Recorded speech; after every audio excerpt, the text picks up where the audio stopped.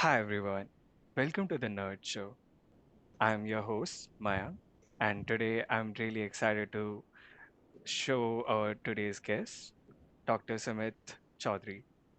Dr. Sumit Chaudhary is a inspirational IT executive and founder of GreenEarthX and the author of best-selling books as well. He's someone who have worked in various companies such as Geo, um, Reliance, and Wadhwani Foundation, and more, and have founded ventures like GreenEarthX as well. His work is mainly around climate change, telecom, and those kind of industries. And we all have a lot to learn about his career and his experience. So, hi, Sumit. Thanks for joining us. Good afternoon, Mayank. How are you doing? I'm good. Thanks. Yeah. I really have a lot of questions to ask, but first I wanted to ask about your early days, maybe like how everything started, like your IIT Kanpur journey, and then from there you went to Carnegie Mellon for the masters. But you did your masters in electronics and communication, after which you moved to business for PhD. So like if you can just explain us the whole journey and why you moved and what was the purpose. So if you could tell us. Sure. So I'll actually start a little bit before my IIT days to give you a better perspective of my journey. I grew up in a town called Jamshedpur. I don't know whether that's known Yeah. to a lot of people, but it's the town that was created about more than about 100 years ago to by the Tatas and to Yeah. make steel and to make steam locomotives and trucks. And it was one of the first industrial towns, and it was where my father used to work, and I grew up there. And it was a very amazing city, and the city has got a lot to do with how we became who we are today. I mean, not just me, but a whole lot of people in my community over there. We all had facilities that most people would dream of, from sports centers to maker labs to absolutely amazing schools. So I went to a very interesting school called the Loyola School in Jamshedpur. Now, Loyola School, when we joined, was actually part of the UK curriculum, and then it became an ICSE school. So we learned through the 12 years that I was in school, we were really taught a whole lot of things on it being extracurricularly relevant, not just studies, but being a holistic human being. We had a lot of programs for sports, for music, for arts, for the sciences and extracurricular sciences, astronomy. We had 3 telescopes on the top of our school, and we could do things that most people in the 1970s and 80s would dream of. And that gave us a very wide set of interests that we could develop. And as you grow older, you then become exposed to, oh, we have to go to IIT, and then you start studying for IITs. But that was also not the focus. But the school did quite well. We had All India number 4 from our batch, and I also happened to be one of the few people who went in through, and I went to IIT Kanpur, and that's where the IIT Kanpur journey started. But by that time, I was a fully trained musician, a fully trained artist. I had done all of those things even before I stepped into IIT. So that became the foundation of how to define who I am. It was a more holistic human being, and IIT obviously is a melting pot of really bright people from all over the country. And for you to differentiate yourself from all the bright people, you have to be more than uh, good in studies. You have to be somebody else, and that Correct. the other skills came in really handy. I was involved in almost everything that has got to do with music and art and everything at IIT. I was thoroughly enjoying myself, not just in studies, but in a wide variety of activities, representing IIT in various festivals across the country. So it was a fairly holistic development, I would say. And as soon as I finished my IIT, I actually started working in Philips in India, and also started doing a evening program in management while I was working. So Okay. even my first year itself, I started working and studying at the same time, and I applied to the PhD program. Actually, I did my master's later. I Oh, applied for my PhD program in management after my first year, and I got through the PhD program at Carnegie Mellon in public policy and management school called the Heinz School of Public Policy and Management.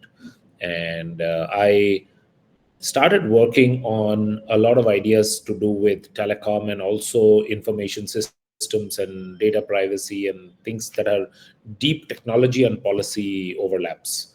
And those were early days of the internet. We pretty much saw the internet come into fruition when we were in college, and it got created. Amazon came online, and Google became Google in those years. So, we those were exciting days where yeah, internet was starting, businesses were starting, and we were right in the middle of that revolution of how communication technologies and internet technologies were sort of converging. And I became sort of an expert in convergence, where information, communication, entertainment, everything was coming together. And my PhD was on something similar, how this convergence was happening. I studied how mergers and acquisitions happened in this converged world. It was not just a telecom company buying a telecom company, it was a telecom company buying a entertainment company, a movie studio. So it was like very exciting days in the late 90s in the US and world over, actually. So yeah, I happened to get internship opportunities almost every summer because of the nature of my work. And though it was not required to do it in my PhD program, I went and did a lot of work in the industry. I got a job with KPMG after I finished my PhD, and I joined as a consultant. And then, because of this whole idea of bringing things together, bringing technology, bringing policy, bringing management things together, I started standing out from the rest of the people who were doing either management or technology. So I became a partner very quickly. I had one of the youngest partners of KPMG. I had a very short stint in 5 years. I went from being a consultant to a partner. I was managing a whole team of 100 people across the world. I got opportunities to work across 4 or 5 continents on projects in telecom, projects in banking, projects in mining, all kinds of system integration projects. I was pretty much having the time of life implementing solid system integration projects, digitizing the world, let's put it that way. So I mm, became quite good at that. And amazing. my early career pretty much skyrocketed because of the opportunity that digitization brought in. Like right now, a lot of people's careers are getting skyrocketing because of AI. Okay. At that point in time, it was because digitization. And you'll be surprised, my undergraduate thesis in IIT Kanpur was on AI, was on neural networks, and on load forecasting on neural networks. So I was working on the field of AI in the late 80s, early 90s. So I have been thick of technology, and I continue to remain in the thick of really cutting edge technology even today. So that is something that I have differentiated myself throughout my journey. And so those were the early days, as Yeah, you were saying, through my early education, and then into my job. So I'll stop here because you have a lot of questions around the other parts, I yeah. suppose. So yeah. Yeah, before we jump into the whole world of Geo and then your ventures like GreenEarthX, I really wanted to ask one simple question because you have mentioned that how much art played important role in your life, and you were really good at combining technology and management. Would you uh, like say that art also helped you in a way to excel in your career? Like there were moments which actually helped you in your corporate world, like which actually you learned through your art world. Like I can give you one small example. Like I'm a poet by myself, so I Hmm. do open mics a lot. So Okay. when I started doing open mics, I got that confidence that I can talk to anyone, and that's how I think this whole podcast, and even my you know my career also excelled. So, like, if you can tell about your journey. Oh, absolutely. I think when you look at a person and they are absolutely equal in terms of their technology skills, I would any day choose a person who does one more thing really well. I go to colleges to hire people, and in most colleges, as you know, Yeah, people come out looking almost identical. They've done the same classes, they've done the same internships, and they come out and the CVs look identical. But if yeah, somebody between those two people, if one of them is a great Kathakali dancer, which has got absolutely nothing to do with my company, correct. I will take the guy who has done the Kathakali. I will take the poet. I will take the artist because that person has given something else time and has developed skills. So you um, give importance to people who are able to manage their time, who are able to develop other skills outside the curriculum, are able to think holistically. That is the other thing that happens when you have skills other than the one primary skill, Yeah, is that you become a whole brain thinker. And that is one of the things that absolutely drives me right. It is the core of my belief structure is systems thinking or holistic thinking. And that is where art comes in or music comes in, where you are able to visualize the future and able to anticipate things that are going to happen. In management, your job is not to just look at what is going to happen tomorrow. It is to envision the future and then put steps in place, knowing that these things will happen, these things will go wrong when it happens, and this is how my plan is going to work out. People who are able to read the patterns and are able to predict the future through these patterns, so are the ones who will see through a lot of uncertainty. They are able to manage themselves better. They are able to develop fine skills. correct. You have to develop skills which are better than others. A good chef is able to distinguish between various forms of cuisine. A good artist is able to distinguish between various shades of the same color. A good musician is able to distinguish various notes in between notes. And this refinement of skills is required. And if you have a lot of these skills across multiple domains, then you Yeah, are able to visualize the world like nobody's can. And that is where art and science comes in. And I believe in this, and I talk about it through my talks on Da Vinci, as you've seen. yeah, And it is about this arte scienza is one of the words, but there is connexion and this whole concept of developing your refined tastes, refined skills. correct. A fighter pilot has developed refined skill reflexes on certain things. A race car driver, a Sachin Tendulkar, a Virat Kohli have developed refined skills on anticipating where the ball is going to come, where the ball is going to go, much better than you and me. For them, the world is moving very slowly at Yeah, that point. For correct. us, it is moving very fast. So can we develop those skills? And I think that is where my art skills in art and my exposure to music and my exposure to I'm above average. I'm really not really good at it. But I'm significantly above average in a whole lot of things, which is good for me because that is what I have decided that that is good enough for me. Correct. Yeah. Amazing, amazing. I wish to have these kind of skill set in future someday. But yeah, now we have talked about your KPMG journey and how you, accelerated very quickly.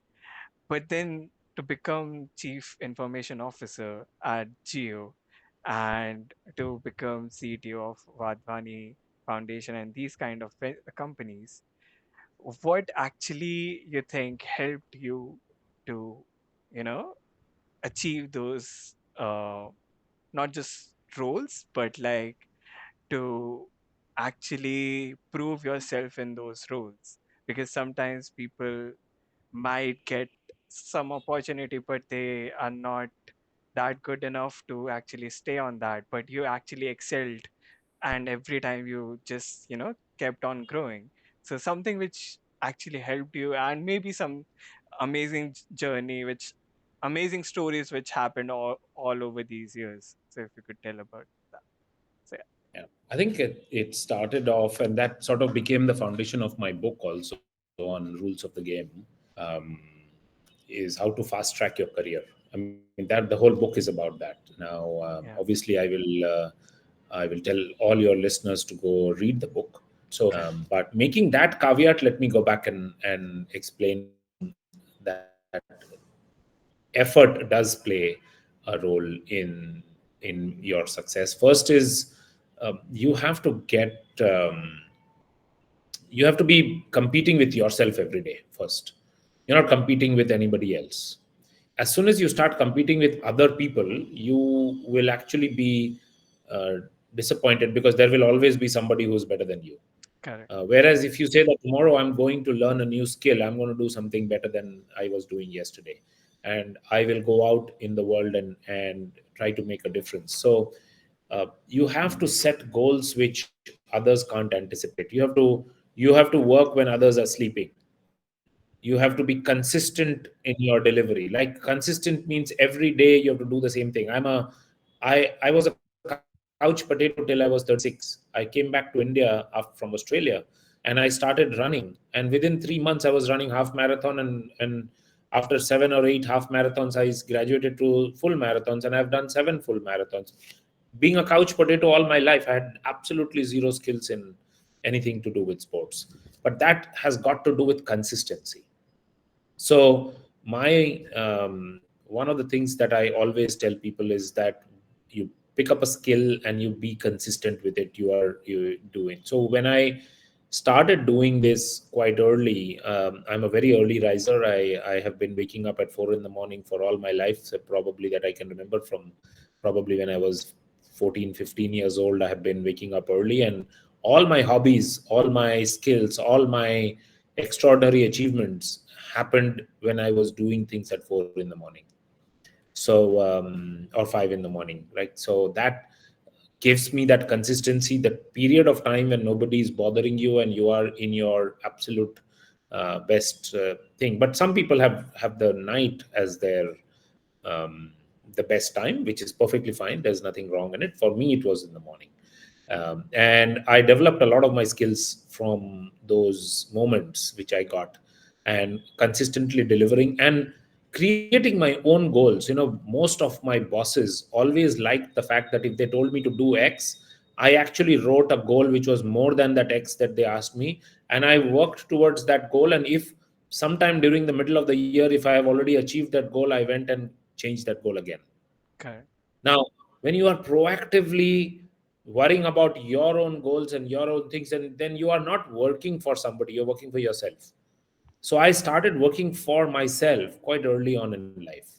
Those goals were set by me, those achievements were mine, and I was extremely proud of the achievements. It was not that I was working for a company. Yes, the company benefited from it because I was overachieving as far as their concerns are, right? Correct. So I became partner very quickly, and from partner I became KPMG CEO in Australia. I was 35 years old, 34 years old actually that time, and all the people who reported to me were 50-year-old Australians. Yeah.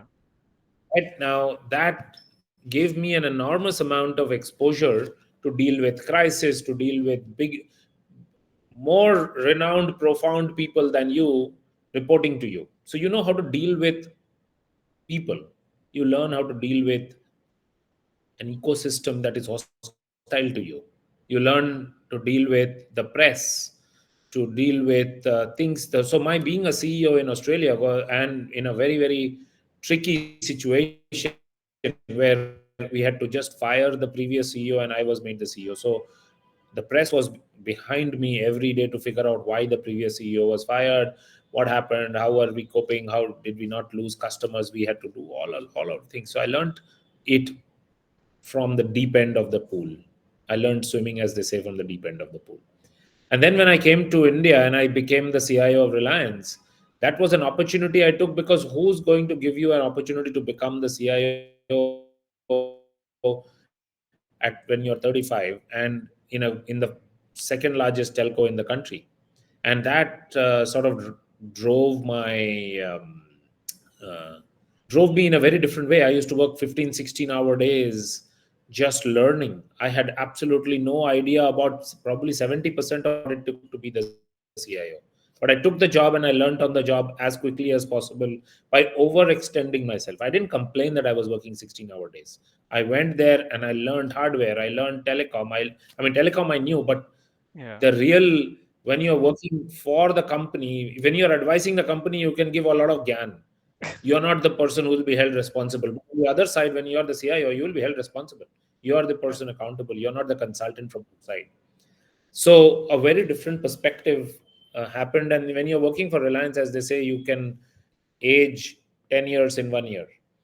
You learn a lot. Yeah. You are given challenges, and if you are able to behave like the owner of the company, if you have the owner mindset, and which I had from day one, and that gave me the bandwidth to expand my skills. To I had 3,000 people working for me, of which probably 1,500 or maybe 1,800 were people who were in their 20s. Okay. Now think about it. Over there, I was trying to figure out how to manage oldies. Here, I was trying to figure out how to manage 1,800 Young. Gen X's or Gen Zs or whoever we would call them, but 20-year-olds.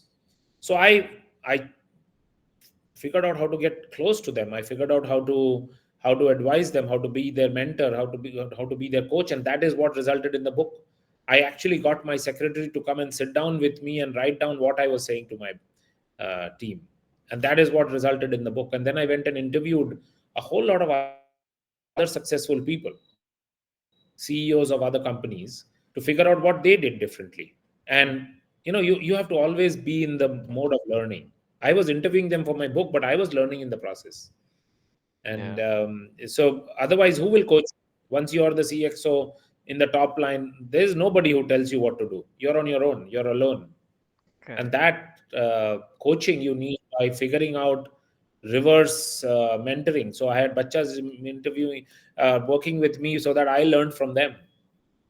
So that gave me good 5.5 years of really interesting experiences in Reliance. Then I went to IBM, which was a more global organization. I was doing work across all the telecom companies in the country. From Reliance, I went to working for Airtel, Vodafone, Idea, BSNL, MTNL, Airtel Nigeria, Airtel Kenya. So I did a lot of work across the telecom sector in India, in Africa, and so IBM was. And then I sold a huge project to Geo from IBM. Okay. And when I sold this big project to Geo, I worked for it for a year. Did a lot of work for Mukesh Bhai. Then he called and said, "Why don't you become the CIO of Geo?" So I then switched over to becoming the CIO of Geo. And 2.5 years, obviously, did the first set of systems. The version one, as you would call it, of every system in Geo was built with a lot of input from me. It is never a single person's job, but Correct. I can always be proud of the fact that the initial conceptualization, the visualization of what this would be was coming from what I was doing at Geo. I had a great team. I hired a lot of those people from various organizations, and I built the first team that got together to build the rest of the Geo platforms. And then I quit and I started my own company, Gaia. You didn't mention much about Gaia, but that was my first real entrepreneurial venture. It's 10 years old now. I am the non executive chairman because there's a lot of learnings from what I did over there as well. But that those 10 years of being an entrepreneur after being in CXO positions for the 20 years before that, was Yeah. another learning. The last 10 years has been a lot of different kinds of learning, that we'll answer it in your subsequent question, I suppose. But we'll so yeah, each job had a lot of experiences that defined who I was, that created who I was. Right? It's Yeah. those, uh, and you have to be aware of your surrounding. If you're aware of your surrounding, you are actually learning how the universe is shaping you. You don't go past an experience without figuring out what did this experience do to me. Yeah. Any experience, this podcast will do something to me. Am I aware of that? The podcast will do something to you. Are you aware of that? Okay. So that's being aware of your surroundings all the time. I think that's what something that defines the perspective that I bring to the table. That every opportunity brings learnings. Every interaction with everybody brings learnings, including with those with my children. Yeah. Amazing. I was about to mention Gaia. I wanted to ask in such a way that now that you have mentioned it, that you were all this time working for yourself while you were benefiting companies, but in the end, the whole motive was to be a better version of yourself, right? I think. But then eventually, when was the time when you actually decided to build your own venture, Gaia? And then again, we will come back to GreenEarthX. But if you could just tell the whole idea to reality journey for Gaia, and yeah. Yeah, that's a good question. Actually, I have always had this entrepreneurial spirit of creating something. It started when I was working in Philips. When just after IIT, I Hmm. was doing. I'll give you three, four instances even prior to this when I was an entrepreneur. I would say, Hmm. as an entrepreneur, is you're creating new businesses while within the company. Philips, as you know, was a sound and acoustics company which had sound Okay. systems. And I was trained. I became trained as a sound engineer. I did auditoriums and large scale projects. And soon I realized that Philips would only do big projects. They would not do the small projects. So a Yeah. lot of inquiries would come to do somebody's house or somebody's garage or garden, outdoor acoustics system. So I went to my boss and I said, if Philips doesn't want to do it, can I do it in my Yeah. spare time? So he said, yeah, go ahead, do it, no problem. You figure out how you're going to do the rest. So I used the Philips's license for importing of these equipment, and I started doing projects outside. I got one local repair shop guy to become my wiring expert, because you need equipment, you need wiring, and then the rest is design. Okay. So that's what I did, even when I was 22. And then I got an admission to the US, so I dropped that and I went to the US. Yeah. And then when I was in KPMG, I created a software that earned billions for KPMG, billions, not millions. And that software was built in Microsoft Access, if you would believe me. It wasn't even sophisticated at all. But functionality was so brilliant that KPMG was in the process of selling it for $300 million. Amazing. Right now, I wouldn't have earned a dime from it, but the Okay. fact that somebody was willing to monetize it Yeah. was good enough for me to believe that I can create value from Exactly. within. Right? It is the belief that you can create value. When I was with Reliance, with Anil Ambani, I created, I took his entire 3,000 people IT team and I went to him and I told them, can I create an IT company for you? After Yeah. insisting for a year and a half, he said, okay, fine, I'll let you create an IT company. So we created Reliance Tech Services.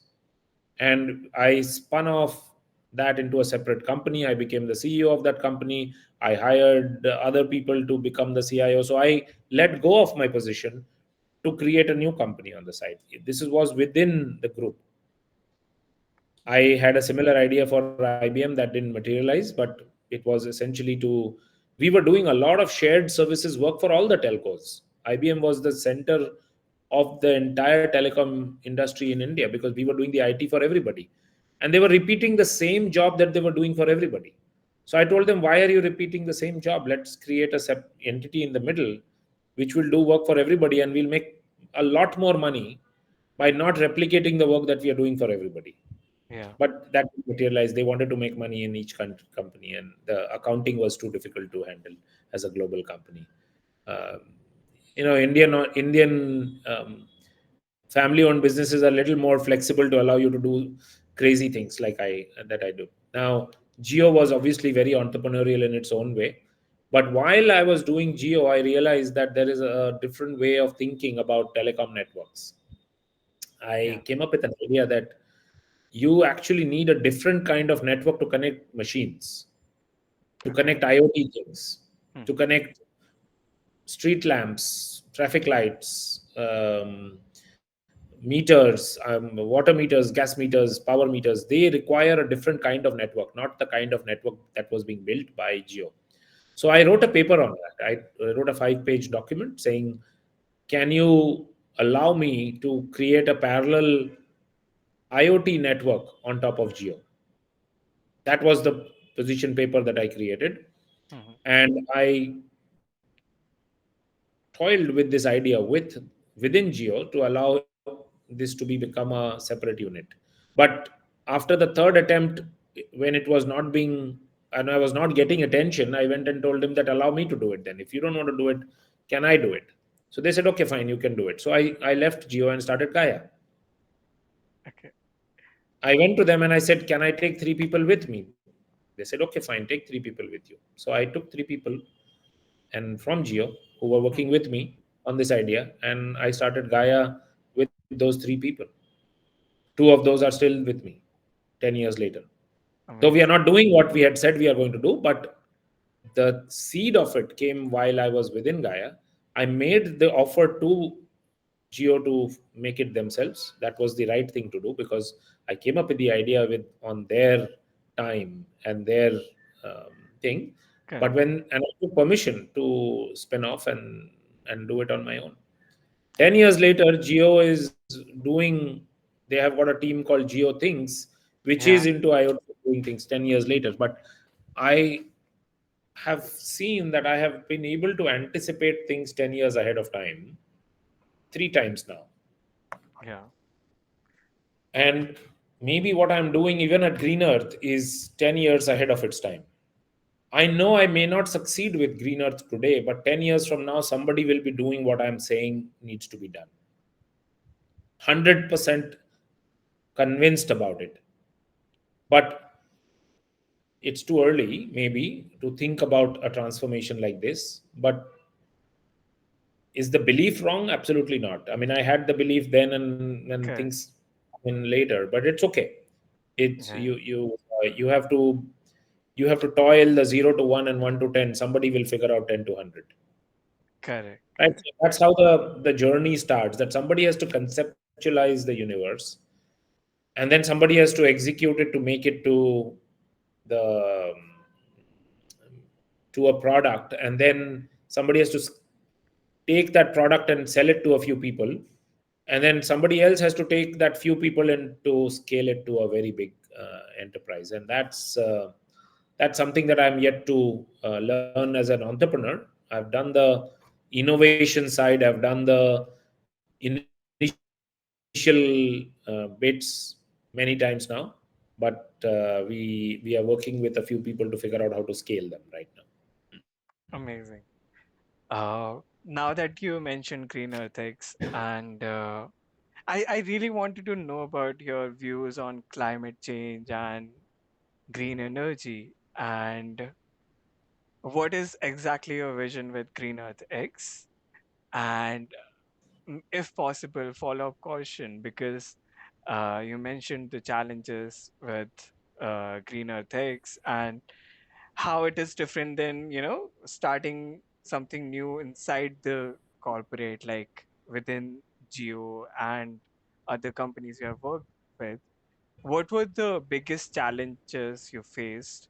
Because when you were doing innovation and starting companies inside these kind of corporate, you had that whole ecosystem helping you out. But here you're more like a lone warrior, and you have much more things to handle. So what exactly were the challenges, and how you think they shape the entrepreneurial journey? So yeah, if you can talk about. Sure. So, um, in every organization, you have, obviously, when you are within an organization, you have a huge resource pool and the ecosystem that helps you. Correct. But you have also got a lot of negative space over there. People who are out to get you, people who are not going to allow you to do things. Whereas when you're an entrepreneur, it's your own time, it's your own space, and you can dream up whatever you are. The universe can push you back, but not internal squabbles. Correct. So you've got good things and bad things, both sides. Yeah. The good thing about a lot of my opportunities is that I found a lot of nurturing environments in some of the ventures that I did. I was allowed to build the software in KPMG. I was allowed to do things in Philips. I was allowed to do things in our Reliance. I so some I got lucky.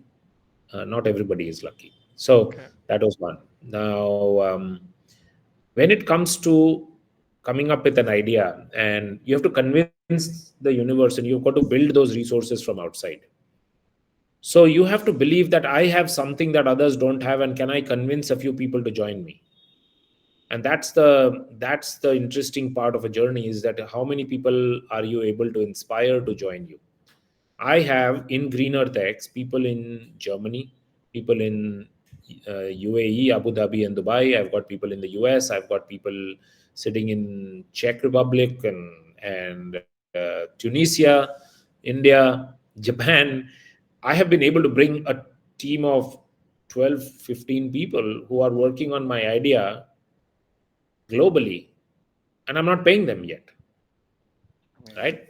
They're working on this idea because they are convinced that what I'm saying is relevant and will become relevant soon, so they are able to support the idea. I'm able to create a name for ourselves even before nobody even knew us, right? I We have got ourselves invited to COP 30 and COP 29 and COP 28, and I went and presented. And when I present, I had companies as big as Boeing coming and saying, "Wow, we need something like this," right? So you realize you're working on something relevant, and you need those early backers or early pats on your back. They may not be backers, but early people who come and tell you that, look, I think you're onto something, keep going. Now, can you find such people? Your job as an entrepreneur is to keep finding people who are going to keep pushing you on, keep asking you relevant questions, keep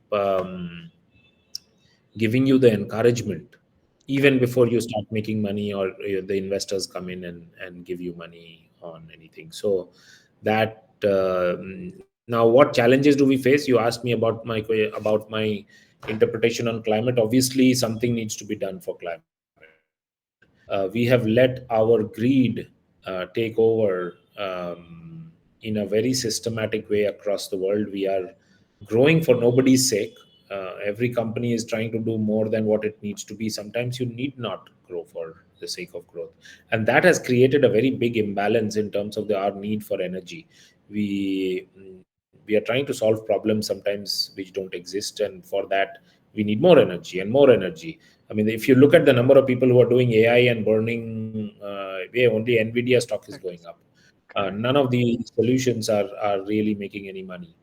Correct. But we are consuming a lot of energy. So energy and energy growth is going to continue. So the best way to get to that is to do that with renewable energy, with energy that is sustainable.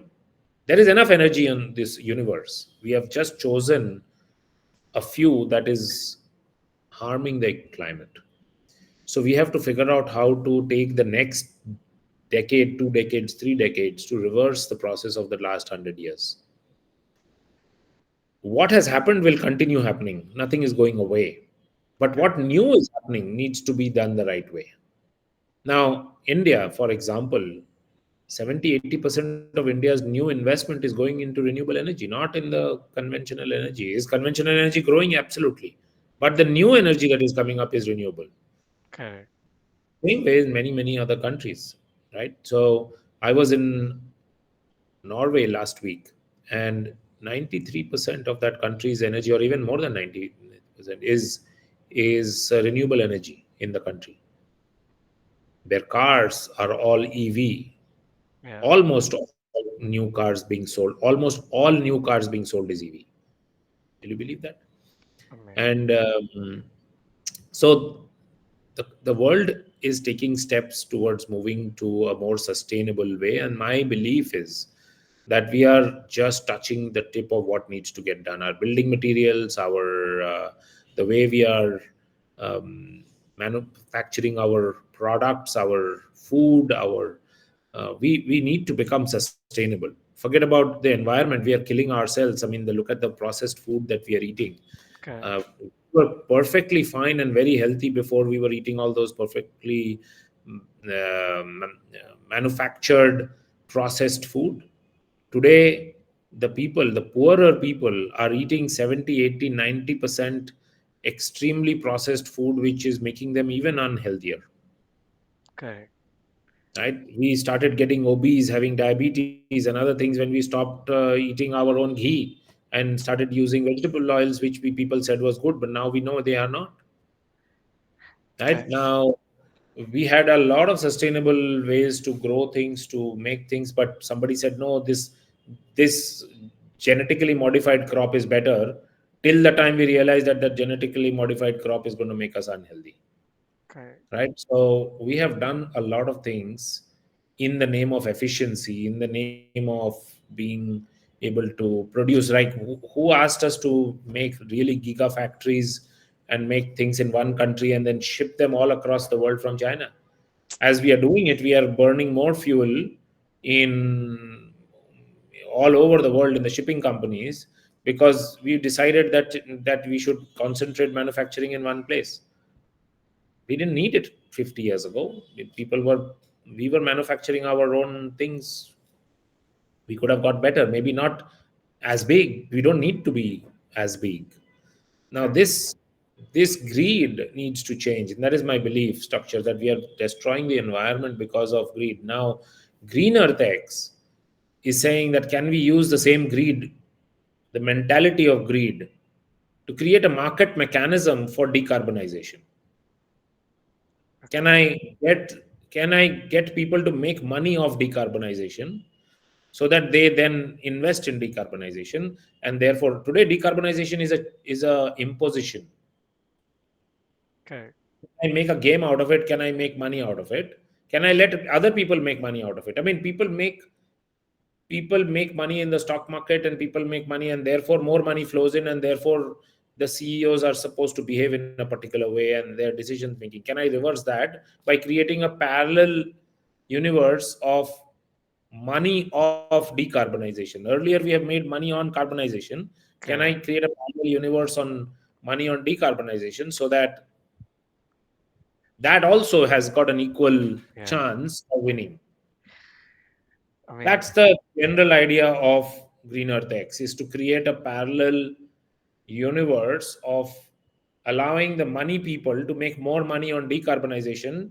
And today they only make money when you have carbonization.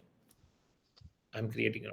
So that's the larger vision with which I have stepped in. Now, will it manifest itself that way? Maybe, maybe not. Some things will change, but the bigger vision with which I think this. So therefore, it's a global play. It's not an India play. correct, It's a company registered in the US. It's a we have teams all over the world. We are going to make 8 exchanges across the world, in the US, in Brazil, in Germany, in Japan, Hong Kong, Australia, India, Abu Dhabi. So we are going to set up 8 exchanges across the world, and we are going to let people trade on these green fuels, so that they can make money off these green fuels and fund green fuels, because there is money to be made by funding green fuels. Today, Correct. greenfields are being funded because somebody is forcing you to do it. Can Yeah. it not be forced? Can market make it happen? That's the Really general idea. amazing. Really interesting approach. Like, I have not really heard this kind of approach from someone else. So I really hope it works out. And this is something which I remember the last podcast I had with Intel's CTO. So he mentioned something that we as Indians were the ones who uh, try to reuse the things we have, but in recent days we are becoming, the country which do a lot of use and throw, whereas other countries are now learning to reuse the things. And I think India needs to, really work on this, and I hope things get better, and Green Earth X can actually revolutionize the whole, the system, I think. So I wanted to know one mantra from you, something which you could tell us, someone who is in his early career, maybe 20s and 30s. Uh, of course, they're gonna read about your book, Rules of the Game, but something if you could tell in like maybe few lines, which can actually help them to become someone who can actually change the world in future. Maybe if you could give us one advice, yeah, as an Indian. I will give a couple of things that your younger audience can take on. I'll start with a little biological fact. Sure. Our minds, our brain, and our intellect actually grows and learns the new tricks three times in our life. Once when we are 0 to 5, we learn how to walk, we eat, the basic skills we come up with.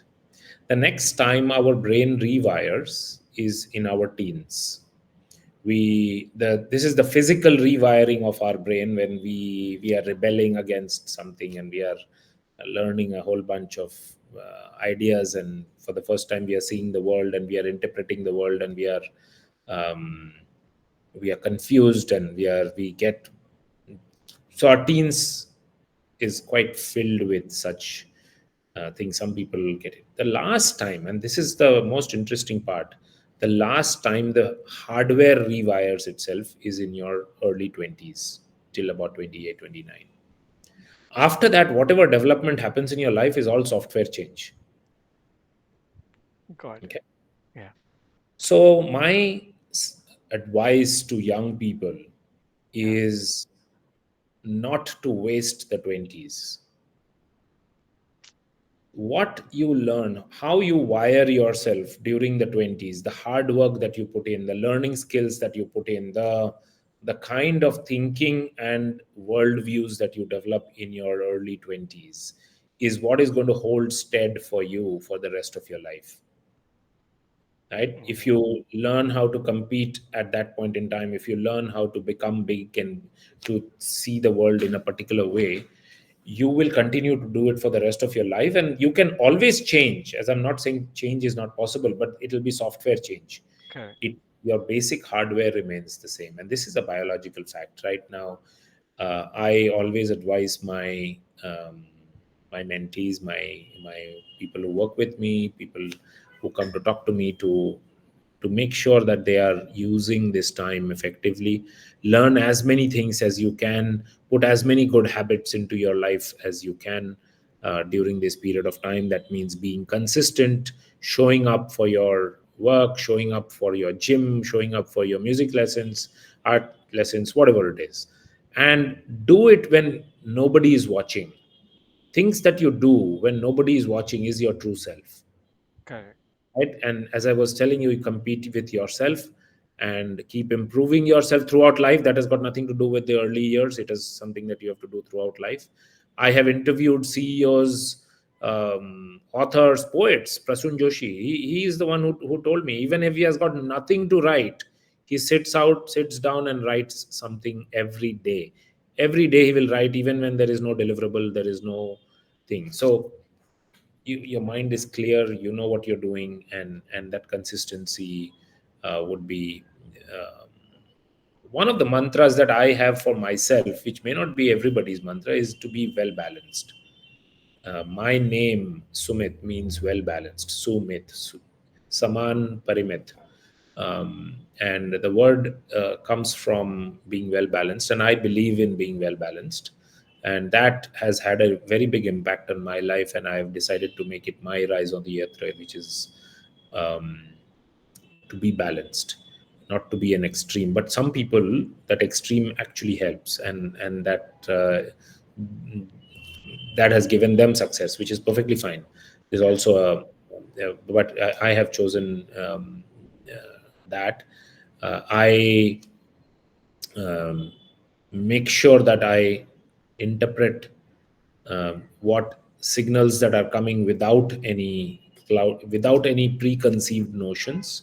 So when I make friends, when I think I have no preconceived notions, I have very few things that I hate in life.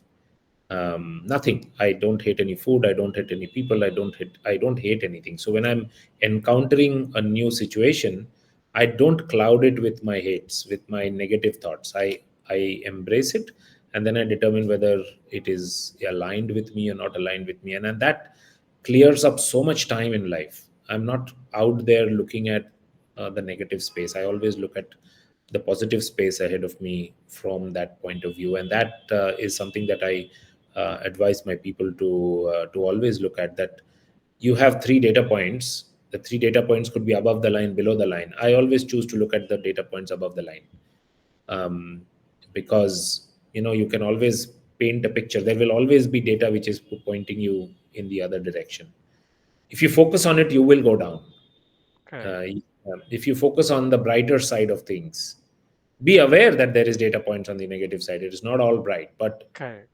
make your plans to see the future, to plan something bigger and better. Leave the world a better place than you found it. Leave a moment better than the moment that you found. Not even the world, not your whole life, just the next 1 hour needs to be dedicated to being a better hour than your previous hour. That's it. That's my mantra. That walk into situations and walk out a better person. Any situation, any moment, any time in life. Thanks. Such an amazing advice, Sumit. And I hope people who are listening to it actually implement this in their life. I think like I have noted down a lot of things which I really need to work on, and I think these learnings which I've got today will surely gonna help me in future. So thanks a lot, Sumit. Thanks again for joining us. I It, appreciate you taking time to speak with me, and I wish your viewers all the very best. thanks a lot. Thanks. Yeah. Thank you.